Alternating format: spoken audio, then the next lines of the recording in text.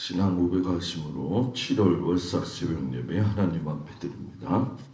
전능하사 천지를 만드신 하나님 아버지를 내가 믿사오며 그 외아들 우리 주 예수 그리스도를 믿사오니 이는 성령으로 잉태하사 동정녀 마리아에게 나시고 본디오 빌라도에게 고난을 받으사 십자가에 못 박혀 죽으시고 장사한 지 4일 만에 죽은 자 가운데서 다시 살아나시며 하늘에 오르사 전능하신 하나님 우편에 앉아 계시다가 저리로서 산 자와 죽은 자를 심판하러 오시리라.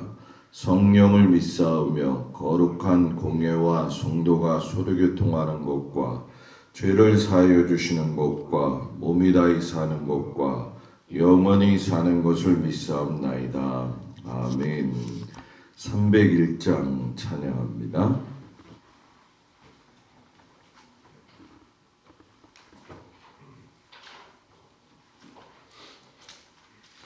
301장. 지금까지 지내온 것 주의 크신 은혜라. 한이 없는 주의 사랑 어찌 이름 말하랴. 자나깨나 주의 손이 항상 살펴주시고 모든 일을 주 안에서 형통하게 하시네. 몸도 마음도 연약하나 세임받아 살았네. 물 붓듯이 부시는 주의 은혜 족하나. 사랑 없는 거리에 나 험한 선길에 맬 때 주의 손을 굳게 잡고 찬송하며 가리라. 주님 다시 회올 날이 날로 다가와 무거운 짐 주께 맡겨 벗을 날도 멀잖네.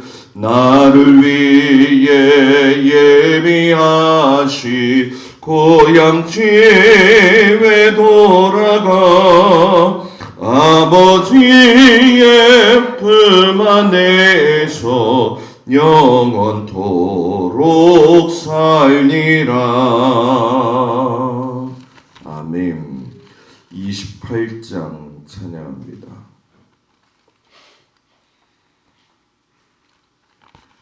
28장. 복의 근원 강림하사 찬송하게 하소서. 한량 없이 자비하시 증량할 길 없도다. 천사들의 찬송가를 내게 가르치소서. 구속하신 그 사랑을 항상 찬송합니다. 주의 크신 도움 받아 이때까지 왔으니 이와 같이 천국에도 이르기를 바라네. 하나님의 품을 떠나 죄에 빠진 우리를 예수 구원하시려고 보혈 흘려 주셨네. 주의 귀한 은혜 받고 일생 미친 자 되네. 주의 은혜 사슬대사 나를 주께 매소서. 우리 마음은 연약하여 범죄하기 쉬우니 하나님이 받으시고 전극에 늘치소서. 아멘. 7월에 하나님이 주시는 말씀은 고린도후서 4장 7절에서 12절까지 말씀. 고린도후서 4장 7절에서 12절까지 말씀입니다. 말씀은 289쪽 고린도후서 4장 7절에서 12절까지 말씀을 다 같이 한 목소리로 봉독합니다. 우리가 이 보배를 질그릇에 가졌으니 이는 심히 큰 능력은 하나님께 있고 우리에게 있지 아니함을 알게 하려 함이라. 우리가 사방으로 우겨쌈을 당하여도 쌓이지 아니하며 답답한 일을 당하여도 낙심하지 아니하며 박해를 받아도 버림받지 아니하며 거꾸로 뜨림을 당하여도 망하지 아니하고 우리가 항상 예수의 죽음을 몸에 짊어줌은 예수의 생명이 또한 우리 몸에 나타나게 하려 함이라. 우리 살아있는 자가 항상 예수를 위하여 죽음에 넘겨짐은 예수의 생명이 또한 우리 죽을 육체에 나타나게 하려 함이라. 그런즉 사망은 우리 안에 역사하고 생명은 너희 안에서 역사하느니라. 아멘. 할렐루야. 7월 한 달도 주님의 은혜 가운데 출발할 수 있음을 감사드립니다. 7월에는 하나님께서 모든 성도들 가운데 함께 하셔서 육체의 질그릇을 가지고 살지만은 그 안에 보배를 채울 수 있는 귀한 한 달이 되어지기를 주의 이름으로 축복을 드립니다. 제일 바쁘고 어떻게 보면 분주한 시간을 지내고 있기 때문에 사람이 아무리 주어진 환경 속에서 최선을 다한다 할지라도 육체를 가지고 있기 때문에 곤고할 수밖에 없고 힘이 들 수밖에 없지요. 그러나 이렇게 우리의 육체가 질그릇과 같은 존재이지만 그 속에 무엇을 담고 사느냐에 따라서 그 사람의 인생은 가치가 달라진다라는 얘기죠. 초기 교회를 세워가는 데 있어서 가장 어려운 것은 교회 공동체 자체가 문제가 있는 게 아니라 하나님의 말씀을 전하고 있는 제자들 자신들의 스스로의 문제가 제일 컸어요. 왜냐하면 나름대로 제자로서의 삶을 살 적에 은혜도 받았고 또 하나님의 말씀의 복음을 경험하고 있지만 늘상 이 분주하기도 했지만은 고난의 연속 가운데에서 생명의 복음을 전한다는 게 자기들의 그 불완전한 삶을 바라보면서 나는 완벽하지 않은데, 나는 부족한데, 사명의 삶의 걸림돌은 다른 것이 아니라 내 연약한 모습이다. 이런 생각을 가지고 있었죠. 그렇기 때문에 항상 그들은 그 마음속에서 나는 연약해. 나는 질그릇과 같은 존재야. 이런 마음이 늘 도사리고 있었다라는 거죠. 우리도 살면서 한계에 부딪힐 때가 많아요. 부딪히는 그 순간순간에 보게 되어지면 정말 어렵다, 힘들다. 그러나 중요한 것은 어렵다, 힘들다라고 하는 것은 세상 사람 누구에게나 다 똑같이 적용이 되는 거죠. 다만 그것이 자기가 처한 상황만 다를 뿐이라는 거죠. 이런 질그릇과 같은 우리들의 현실적인 모습 속에서 낙심할 수밖에 없는 것이지만 오늘 사도 바울은 뭐라고 이야기하느냐? 너희들의 그러한 삶에 보배를 담아라. 이 보배라고 하는 것은 무엇이냐면 6절에 나와 있는데 어두운 데에 빛이 비치라 말씀하셨던 그 하나님께서 예수 그리스도의 얼굴에 있는 하나님의 영광을 아는 빛을 우리 마음에 비추셨느니라. 여기서 보배는 하나님의 영광을 아는 빛이라는 거죠. 바울도 그렇고 제자들도 그렇고 평범한 사람이지만 하나님을 아는 영광된 삶이 내 안에 모시고 사느냐 안 사느냐 따라서 그 사람이 보배의 삶을 사느냐 안 사느냐 이것이 결정되어진다라는 거예요.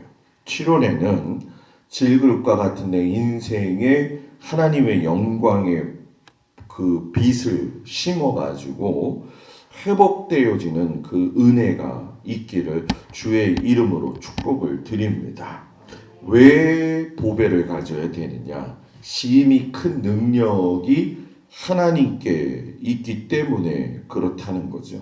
그래서 우리가 이 말씀들을 보면서 느끼지만은 참 낙심될 상황들이 너무나도 많이 있지만 이 바울도 이 보배를 질그릇에 가졌으니 이는 심히 큰 능력은 하나님께 있다라고 하면서 7절의 말씀을 이야기하죠.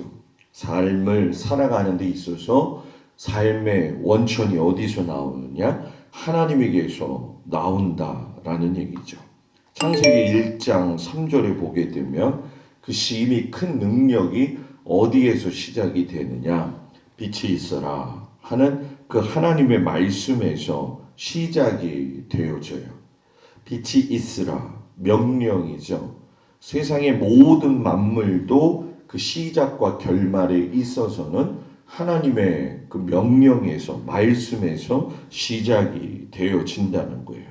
아무리 그릇을 잘 간수하고 보존한다 할지라도 순간의 실수로 인해 가지고서는 깨어질 수 있는 게 그릇 아니에요? 이것처럼 우리의 삶을 아무리 잘 보존하고 잘 챙긴다 할지라도 우리는 얼마든지 깨어질 수 있는 존재이지만 그곳에 질그릇과 같은 내 삶에 하나님의 심히 큰 능력, 말씀이 나를 붙들고 사실 때에 부서질 수밖에 없는 인생도 살 수 있고 부서졌던 인생도 다시금 하나님의 영광의 능력으로 일어서게 된다는 거죠. 7월 한 달 하나님의 영광이 우리 성도들의 삶을 새겨주시고 비춰주셔가지고서는 부서지는 인생이 일어서게 하시고 강하게 하는 은혜의 역사가 있기를 축복합니다. 그리고 이 보배는 고난 앞에서 뒤로 물러나지 않을 때에 보배가 되어진다는 거예요. 나는 질그릇이지만 꼭 항상 생각해야 될 건 뭐냐? 하나님이 함께 하시면 보배가 되어진다는 거죠. 너희가 사방에 우겨쌈을 당해도 쌓이지 않는다. 우겨싼다. 물리적인 고통이고 심리적인 고통이죠. 어딘가 코너에 몰리는 그런 마음일 거예요. 그럼에도 불구하고 그 상황 속에서 부서지지 아니한다. 왜? 하나님의 그 말씀을 통해서 내 안에 고난이 무너지지 않는 견고한 성을 쌓는다는 거죠. 많은 사람들이 육체가 건강하면 제일 건강한 것처럼 알고 있어요. 그러나 육체보다 더 건강해야 될 건 하나님의 말씀으로 채워지는 내 심령의 건강함이 제일 중요하다는 거죠. 마음이 흔들리고 마음이 벗겨지고 마음이 무너지면 여러분 질그릇과 같은 인생은 순식간에 무너지게 되어진다는 거예요. 답답한 일을 당하여도 낙심하지 않는다. 답답하다. 고난과 괴로움으로 인해서 혼란 상태에 있고 낙심 상태에 있는 거죠. 어떤 희망도 찾아볼 수 없고 소망도 찾아볼 수 없는 완전한 절망 가운데 앞에 있을 때에 하나님이 내 안에 빛으로 보배가 되어실 때에 여러분 내 안에 그런 마지막까지의 하나님의 말씀을 붙들 수 있는 희망, 그 소망이 7월 한 달에도 성도들 가운데 있기를 주의 이름으로 축복을 드립니다. 박해를 받아도 버림받지 아니하며 박해를 받는다. 사냥감이 되어져서 쫓겨다닌다. 누구에 의해서? 사냥꾼들에 의해서. 이스라엘 초기의 교회는 많이 예수를 믿는다는 이유 때문에라도 힘들었죠.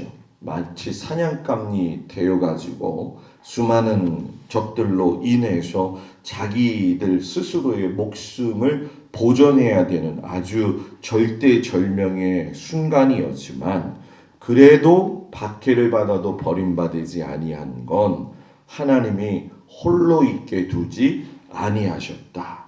7월 한 달에는 하나님이 나 혼자 있게 내버려 두시는 것이 아니라 지금까지도 동행하셨지만 7월에는 더 강건적으로 하나님이 붙들어 주셔서 하나님과 더불어 동행하는 귀한 달 되기를 축복합니다.